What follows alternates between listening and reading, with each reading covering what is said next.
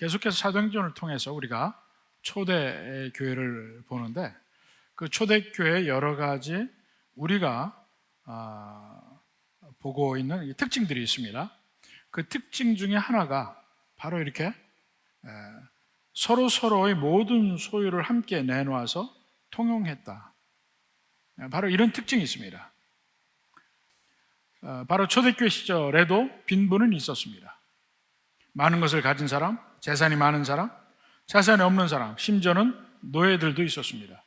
근데 그 다양한 종류들의 사람들이 모여서 함께 교회를 이루는데 그 안에서 많은 나눔이 있어서 궁핍하지 않았다. 물론 모든 사람이 지금의 공산주의에서 이야기하듯이 모두 다시 다 똑같이 나눴다는 개념은 아니에요. 서로 있는 물건들을 내놔서 궁핍해서 괴로움을 당하는 사람이 없도록 한 그런 그 초대교회의 특징을 우리가 볼 수 있는데 바로 이런 면에서 이 교회가 부흥하게 되고 아니면 부흥운동이 일어나는 때의 특징들을 보면 서로 물건을 나눈 겁니다. 그 특징들이 나타나요. 왜냐하면 그것은 그 복음의 성격상 그렇습니다. 복음의 성격상. 물론 구약적인 면도 같은데 구약적인 면은 이스라엘 백성들이나 심지어는 지금의 교회에서도 구약의 율법을 잘못 이해하는 경향이 있습니다. 구약의 율법은 어떤 행동 지침을 우리에게 주고 그 행동 지침에 따라서 행하면 그대로 하면 죄가 안 되고 그대로 행치 않고 아니면 하라고 하는 것을 안 하고 이렇게 되면 죄가 되는 걸로 생각을 합니다. 그래서 구약에서는 10의 1조를 해라. 10의 1조를 했습니다.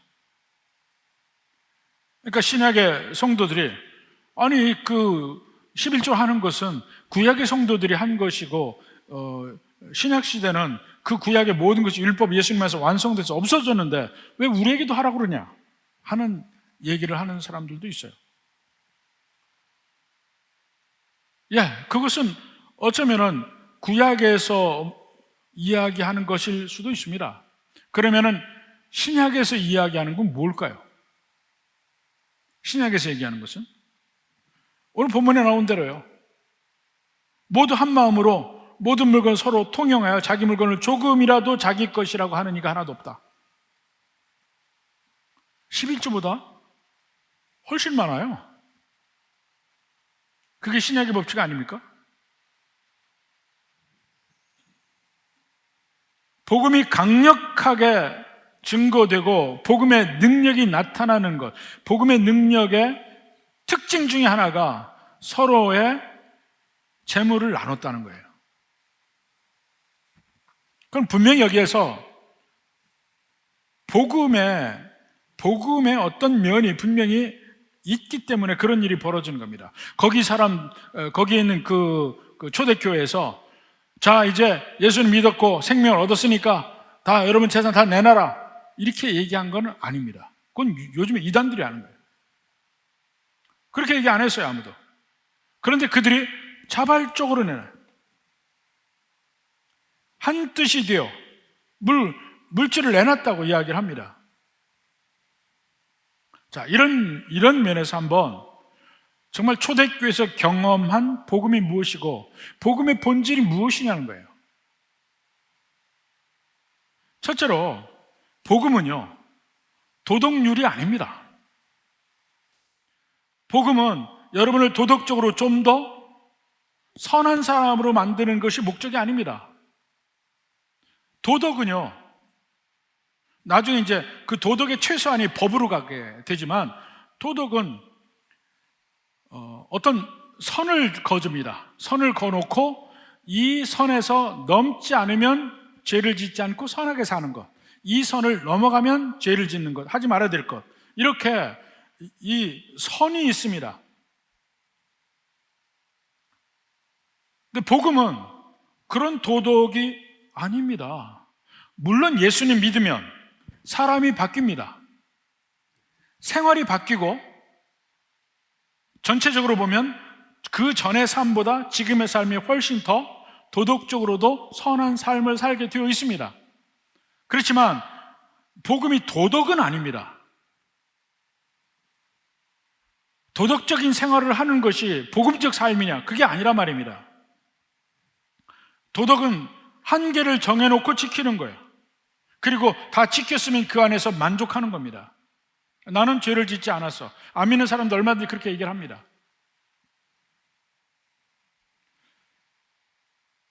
우리가 예수님 믿는다는 것은 우리를 향하신 하나님의 사랑의 손을 내가 잡는 거예요. 하나님의 사랑을 받아들이는 겁니다. 예수님의 십자가 안에 있는 우리를 향하신 하나님의 사랑을 내가 받아들이는 것이 복음이에요. 그럼 그 다음의 생활은 뭡니까? 그 사랑 안에서 사는 거예요. 그리고 그 사랑 안에서 산다는 면은 여러 가지 면을 설명할 수 있지만 자유함을 얻는 삶이라고 이야기할 수 있습니다. 그 자유함이 뭐냐면 그 전까지는 로마서에서 이야기하듯이 죄의 종 노릇했어요. 우리가 예수님을 알지 못할 때는 죄의 종 노릇했습니다. 죄의 종. 지금 계속해서 로마서 6장, 7장, 8장 계속 설명합니다. 죄의 종이 뭔지. 예수님 믿고 내가 선한 행동을 하기를 원해도 내 속에 또 다른 법, 죄의 법이 나를 잡아서 죄를 짓게 하는도다. 오호라 이 곤고한 몸에서 누가 나를 건져내랴. 바울이 고백하는 내용입니다. 예수님 믿은 뒤에도 보니까 내가 완전히 죄에서 벗어난 게 아니고 내 속에 죄의 법이 아직 남아있어요. 거기서 벗어나기 위해서 무지 노력을 하는데 안 됩니다. 그런데 복음 안에서 우리는 자유를 얻었다는 거야. 그 자유와 사랑의 관계가 과연 무엇일까요? 더 이상 이제 죄의 종로로 타지 않고 자유함을 누린다. 근데 실제 보면은 그 자유함 같지가 않아요. 더 많은 것을 해야 되는 것 같아요. 이거 해라 저거 해라. 더 무거운 짐을 지는 것 같고 더 올무 속에 들어가는 것 같고 그런데 그게 무슨 자유야? 이렇게 생각을 합니다. 근데 하나님께서 우리에게 이렇게 하라 저렇게 하라는 모든 것들을 축약해 놓고 보면 그걸 다 액기스로 놓고 보면 그게 뭡니까? 그게 결국은 사랑이라고 이야기를 합니다. 마태복음 22장 35절부터 봅시다. 그 중에 한 율법사가 예수를 시험하여 묻되 선생님 율법 중에 어느 계명이 크니이까? 예수께서 이르시되 내 마음을 다하고 목숨을 다하고 뜻을 다하여 주 너희 하나님을 사랑하라 하셨으니 이것이 크고 첫째 되는 계명이요 둘째도 그와 같으니 내 이웃을 내 자신같이 사랑하라 하셨으니 이 두 계명이 온 율법과 선지자의 강령이니라. 율법과 선지자의 강령이니라 할 때 이 말은 사실은 구약 전체를 가리켜서 하는 말입니다. 율법과 선지자가 사실은 구약 성경이 히브리 성경에는 세 부분이에요. 율법서, 선지서, 성문서 이렇게 세 구분. 지금 오늘날에 우리 성경은 나중에 구약 성경 얘기입니다. 70인역 헬라어로 번역한 70인역 순서를 따른 겁니다. 그래서 이렇게 나와 있고 상하 이렇게 있지만 원래 히브리 성경에는 상하가 없어요.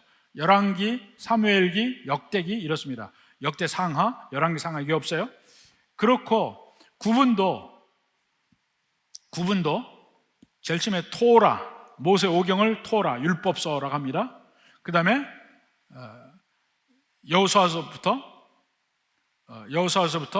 이 열왕기 상하까지가 이제 선지서라고 합니다. 선지서. 근데 그 선지서 중에 그 후기 선지서 중에도 일부 들어가고, 그러니까 이사야서, 예레미야서 이런 것들이 다 이 선지서 안에 다 들어가요.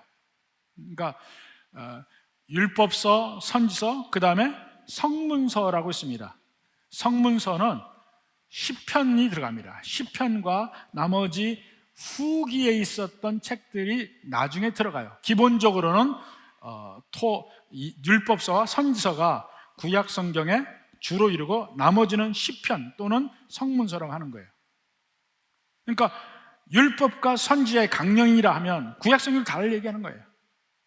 사실 그 히브리어 성경의 이름이 율법서, 선지서, 성문서라고 되어 있어요.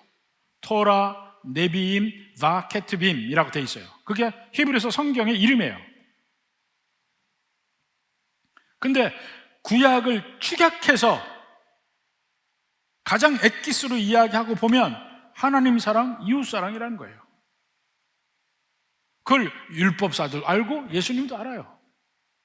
아니까 율법사도 시험하여 물었다고 얘기하죠. 예수님이 요약해서 얘기를 해주고. 그러니까 구약의 모든 율법 이렇게 행하라 저렇게 하라 복잡한 여러 가지 법들이 있지만 한마디로 사랑하라입니다. 사랑하라. 어떻게 사랑하는지를 우리에게 보여준 것이에요. 근데 그게 처음에는 사랑을 안 하다가 사랑을 하려고 보면 내 몸에 안 맞습니다. 귀찮고 속박하는 것 같아. 예수님의 십자가를 통해서 하나님이 우리에게 주시는 사랑의 근본 특징을 우리에게 주셨습니다. 그 특징이 뭐냐면 사랑은 내게 있는 가장 귀한 것이라도 줄 수 있는 게 사랑이라는 거예요. 그리고 그 사랑을 할 때 가장 자유함이 있고 가장 행복할 수 있다는 거예요. 그걸 예수님의 십자가를 통해서 표현해요. 자, 이게 이제 잘 이해가 안 될 수 있는데 우리가 이해될 수 있는 한 가지 예를 한번 들어드릴게요. 어느 목사님이 40대인데 40대 중반에 한참 일을 할 수 있는 나이에 사모님이 돌아가셨어요. 얼마나 슬픔이 큽니까? 근데 그 상실감의 그 때에 오히려 그 목사님의 모든 사역과 인생의 전환기를 맞게 됩니다. 그게 뭐였냐면 주변의 모든 사람들이 그 목사님의 아픔과 상실감을 다 이해를 해요. 근데 그분이 사랑을 이야기하고 그분이 결혼에 관해서 이야기하고 할 때 그 아픔 속에서 그 목사님의 마음이 100% 이해가 되는 거예요. 그리고 목사님 자신도 진짜 사랑이 무엇인지를 가장 깊이 깨닫는 계기가 된 겁니다. 그 이후에는 그 주변의 사람들, 그 성도들 중에 정말 사랑하는 사람을 먼저 천국에 보내고 세상에서 먼저 떠내보내는 그 사람들을 위로할 때 이분의 위로는 받아들여져요. 위로를 받는 입장에서도 저분은 나를 이해한다는 것을 느낄 때 그분의 말이 받아들여진다니까요. 우리가 용서에 대해서 이야기할 때 전혀 이 세상에서 용서를 해본 적이 없는 사람의 용서를 이야기하는 것과 손양호 목사님이 용서를 이야기한 것과는 그 파워가 완전히 다릅니다. 그분이 경험한 거야. 경험한 걸 가지고 사랑하는 사람을 잃어버린 그 성도들을 위로할 때 그 위로가 파워가 있는 거예요. 능력이 있고 함께 나눌 수 있고 그리고 위로를 받아요. 하나님이 우리에게 사랑을 이야기할 때 하나님이 가장 귀한 것을 우리에게 주시고 사랑한다고 이야기했어요. 독생자 예수님을 우리에게 주시고 사랑을 이야기합니다. 사랑은 내 가장 귀한 것까지도 줄 수 있는 것이 사랑이라고 이야기를 해요. 근데 그것을 우리가 받아들이지만 마음속에서 이해는 잘 안 됩니다. 언제 이해가 되느냐? 내가 내 귀한 것을 하나님께 드리고 내 귀한 것을 다른 사람에게 줄 때 그만큼 이해가 됩니다. 복음을 제일 먼저 받아들일 때 복음을 다 이해한다? 아니에요. 내 삶 속에서 하나님이 하신 대로 내 똑같이 해볼 때 비로소 그만큼 이해가 되는 겁니다. 하나님이 구약의 모든 사랑 중에서 그 사랑의 특징 중에 제일 큰 특징이 뭡니까? 원수를 사랑하라예요. 원수를 사랑하라. 근데 그 원수를 사랑하는 면이 제일 먼저 하나님이 하신 거예요. 하나님이 가장 사랑하는 인간이 등을 돌려 배신한 것이 최초의 죄입니다. 배신한 그들을 쫓아가서 다시 사랑의 관계를 회복하는 것이 성경 전체 역사예요. 그게 원수를 사랑한 거예요.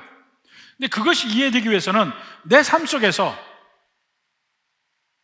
나를 배신한 사람, 나와 갈등 관계에 있는 사람, 이런 사람들을 사랑하려고 노력하면서 나를 사랑하는 하나님을 그만큼 이해합니다. 하나님은 우리에게 가장 귀한 것을 주셨어요. 근데 그것이 언제 이해가 되냐면 내 것을 줘본 사람이 이해한다니까요. 우리는 사랑을 몰랐어요. 나만 알아. 근데 사랑의 방법을 배우기 시작하면 처음엔 힘들어요. 왜 이런 고통을 내게 주십니까? 아니요, 그걸 해야 내가 자유로워지니까. 하나씩 자꾸, 왜 하나님은 나를 자꾸 드리라고만 얘기합니까? 옹졸한 마음, 그 움켜진 마음을 펴야 되니까, 이게 자꾸 펴져야 되니까 일부러 억지로 힘을 써서 하나님은 피게 만들어요.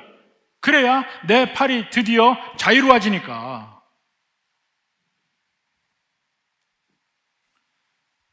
그래서 드리기 시작하면서 그 속에서 드리는데 기뻐지고, 드리는데 오히려 더 자유로워지고, 하나님의 사랑이 더 느껴지고, 그러면서 서서히 드리는 것의 기쁨을 알기 시작해요.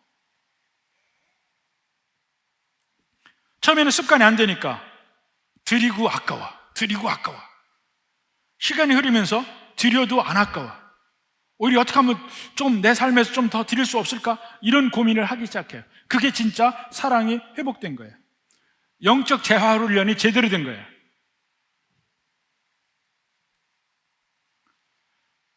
이게 복음을 제대로 알면 알수록 내 귀한 것을 하나님께 드릴 줄 알게 됩니다.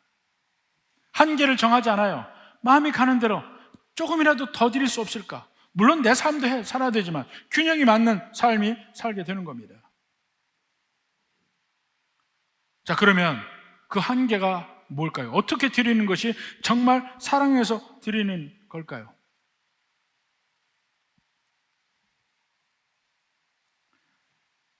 사랑을 주는 방법, 사랑을 나누는 방법, 내 것을 줘야 돼요. 근데 그 줄 때 차이점이 있습니다. 어쩔 수 율법적으로 내가 이걸 안 지키면 내가 맞으니까, 하나님 앞에 맞으니까 이건 해야 된다, 이 마음하고, 어떻게 하면 내가 하나님께 더 사랑을 표현할 수 있을까? 내가 하나님 사랑을 내가 어떻게 하면 내가 조금이라도 갚을 수 있을까? 이런 마음을 한다면 달라요. 특징적 차이가 있습니다. 사랑을 나눌 때는, 드릴 때도 언제나 가장 처음 것을, 가장 좋은 것을 드립니다. 그게 차이예요. 가장 처음 것, 가장 좋은 걸 드립니다.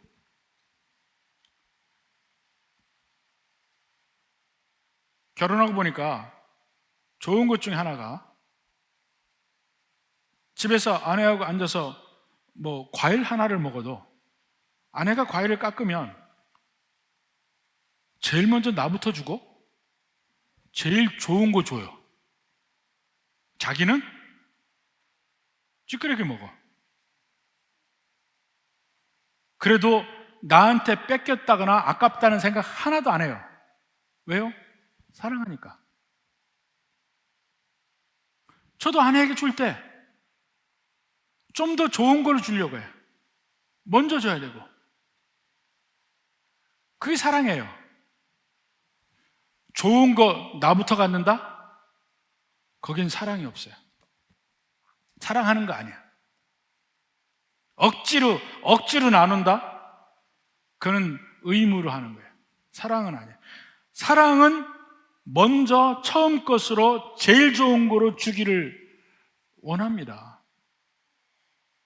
그래서 정말 하나님 사랑을 알고 하나님 사랑하는 사람은 먼저 물질도 하나님께 드리고 제일 좋은 것으로 드리려고 해요. 그게 차이입니다. 사랑과 아닌 거의 차이. 만물에 사랑이 있습니다. 끝물은 사랑이 없어요. 시간도 마찬가지예요.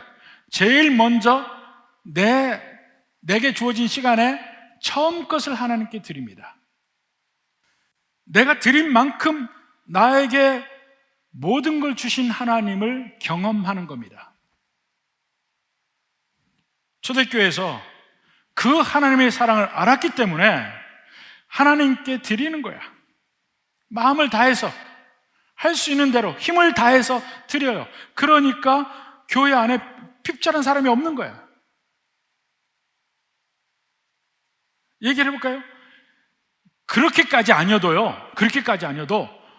교회마다 우리 교회를 포함해서 모든 우리나라의 교회가 모든 사람이 11주만 드려도 교회는 재정이 넘치고 넘쳐요. 그렇게 안 하니까 문제인 거지. 다른 거 할 거 없어요. 건축은 막 아무것도 할 게 없어요. 모든 사람이 11주만 드려도 모든 교회의 재정이 넘친다니까. 근데 주님의 사랑은 드린 만큼 경험해요. 초대교회에서 정말 하나님의 사랑을 모두 다 경험했을 거예요. 그 중에 많이 드린 사람? 더 많이 경험합니다. 내가 하나님께 드린 만큼 하나님을 이해한다니까요. 하나님의 백성 사랑한 만큼 하나님의 사랑이 이해가 되는 거예요. 아마 초대교회 중에서 제일 그러한 복이 많은 사람 중에 하나가 끝에 나온 바나바. 그런 초대교회에서도 부자였어요. 근데 드리고 계속 드리면서 결국은 다 드리고 자기는 선교사로 나갔어요. 아마 가장 행복한 사람 중에 하나였을 거예요. 여러분의 삶 속에서 내가 예수 믿으니까 이거 지켜야지 저거 지켜야지 그 개념으로 보지 마십시오. 어떻게 지켜야 내가 죄를 안 질까 그 개념으로 보지 마십시오. 언제나 내가 하나님 사랑하는가, 내가 하나님 사랑을 얼마나 알고 있는가, 내가 하나님 사랑한다면 내가 어떻게 할 것인가, 그 관점에서 생각을 해보십시오. 그러면 이 행동이 옳으냐 그러냐 그렇게 생각 안 해요. 하나님 사랑이 다 있을 때 사실 관점에 따라서 이렇게 할 수도 있고 저렇게 할 수도 있습니다. 핵심은 그 마음에 하나님을 사랑하는 그 사랑의 동기 속에서 나온 거냐, 그게 문제입니다. 부디 우리 모든 성도들은 복음 안에 있는 참된 하나님의 사랑을 삶 속에서 누리며 경험하며 마음껏 하나님 사랑하고 마음껏 이웃을 사랑하고 그 가운데 진정한 샬롬과 자유를 누리는 우리 성도들 되기를 주님의 이름으로 축원합니다.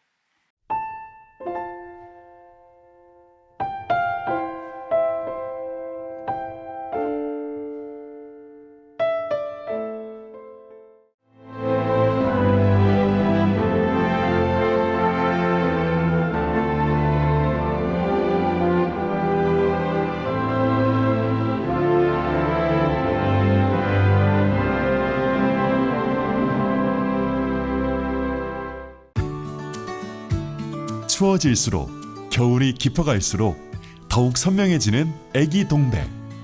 4천만 송이 애기 동백 찾아 올겨울에도 천사섬 신안으로 섬 겨울꽃 축제. 새하얀 눈꽃 아래로 새빨간 애기 동백 사이로 천천히 걸어보는 이 겨울. 가장 따뜻한 겨울을 만나세요. 천사섬 신안 섬 겨울꽃 애기 동백 축제.